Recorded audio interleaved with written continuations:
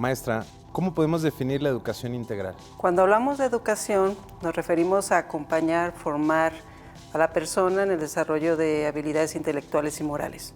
Cuando hablamos de educación integral, es cuando comprendemos que no podemos formar en el desarrollo de habilidades intelectuales y morales si no consideramos la totalidad de la persona. Porque la formación integral lo que busca es una visión sintética del mundo y de la vida.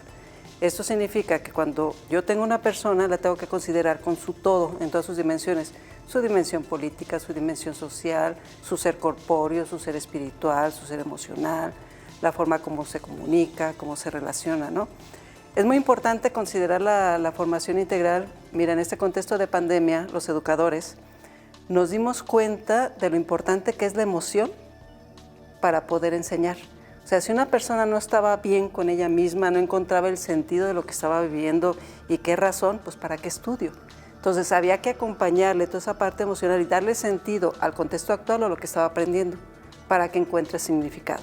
Y eso, hacerlo desde la virtualidad implicó un esfuerzo mayor, porque aunque los jóvenes en la sociedad actual nacen con un dispositivo electrónico, no creas que saben aplicarlo en su proceso de enseñanza-aprendizaje. Esta preocupación del educador solo es posible cuando tienes una perspectiva de educación integral.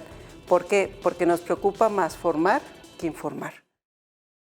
¿De qué manera entonces influye esta orientación humanista, pensando en esta educación integral? ¿De qué manera influye esta visión en la formación de una persona?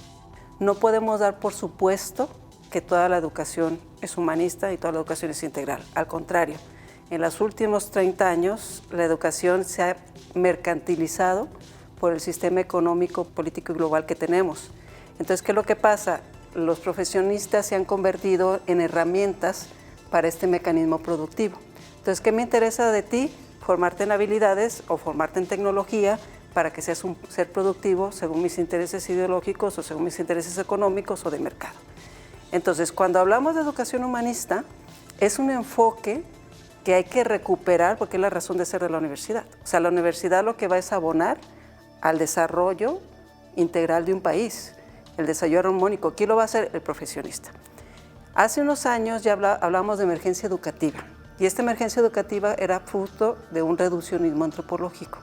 ¿Por qué? Porque se concibe a la persona solamente como un ser consumista o un ser productivo y la persona es más compleja, por lo que veíamos, ¿no?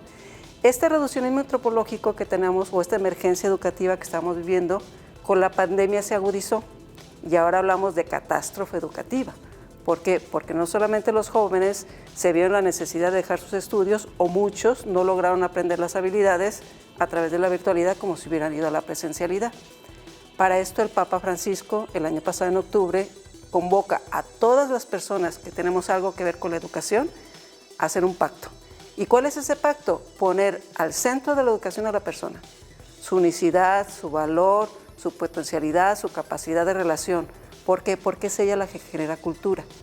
Cuando hablamos cómo ejercer la profesión, es la persona la que va a transformar. Entonces depende de la cosmovisión que tenga, buscará su profesión como un servicio para la dignidad humana o su profesión para seguir los intereses políticos o ideológicos que se tienen en el sistema. ¿Cuál es la importancia de una visión integral en la formación educativa? Es total. Mira, hay unos estudios también que se han realizado a nivel de cuál es el perfil del egresado universitario en México. Y te sorprendería los resultados tan negativos, en el sentido de que no son personas críticas, no son personas que ambicionan la transformación social, ponen en primera instancia sus intereses personales que el bien colectivo, o sea, no creen que se pueda cambiar un sistema político, no creen que se pueda cambiar un sistema económico, no se consideran agentes transformadores, que es justamente a lo que vas.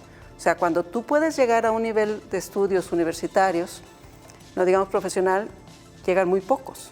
Entonces, ¿tú qué esperas de esos pocos? Pues que en realidad pongan su profesión al servicio de la sociedad.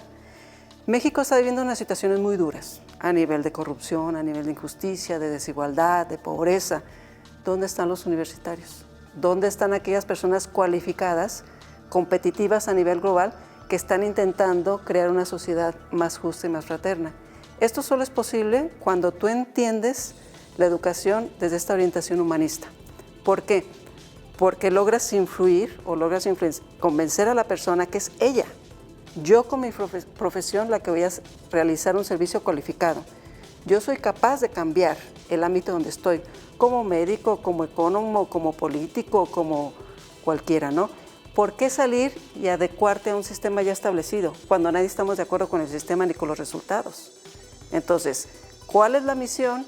Pues poder transformar la sociedad a través de tu profesión. Y eso solo es posible desde una orientación humanista de la educación.